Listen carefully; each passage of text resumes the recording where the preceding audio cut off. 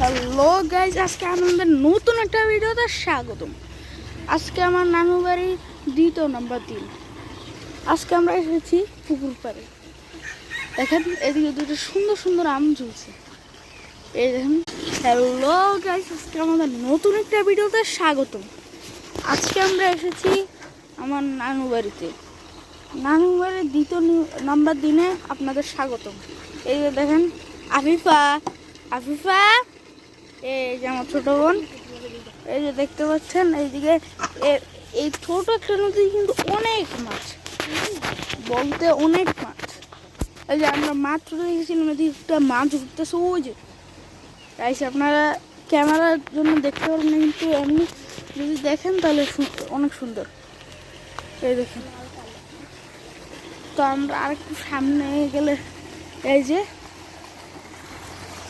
এই জমিটা 2 ভাগ করা, কিন্তু এটা দেখতে 1 ভাগ, কিন্তু আসলে কিন্তু 2 ভাগ, বুঝছেন।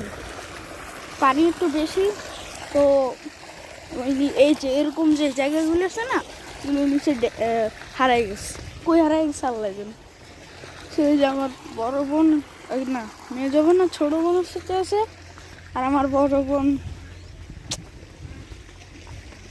মারা গেছে, তাই আপনারা দোয়া করবেন তার জন্য।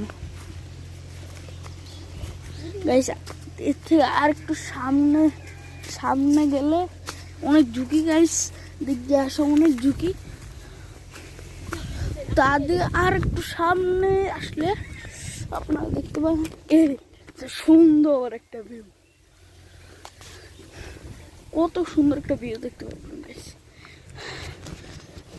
আপনারা যদি আসতে চান, দেখা করতে চান, তাহলে আসতে পারেন কুমিল্লার চান্দিনায়।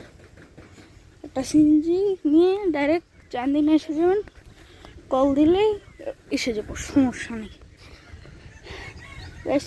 এক সময় এই যে এদিকে আছে না, এটাকে ইউজ করা হতো মাছ ধরার জন্য। এই যে এত বড় একটা নদী নাকি পুকুর, সবাই বলবেন আমাদের কমেন্টে। তারপরে এটা থেকে একটু এই যে যারা এদিকে মাছ ধরতো, তারা এদিকে যখন বাসা, তো ওই যে দেখেন কত দূরে দূরে না, তো গাইস ওরা কি করতো, এদিকেই রাত কাটাইতো। তো তারপরে একদিন কি হলো, এই যে এই জায়গাটা আছে না, ঠাস করে কে যেন বসছিল এদিকে। নর্মালি বাচ্চারা বসলে পড়ে না, কিন্তু এমনি পড়ে গেছিল।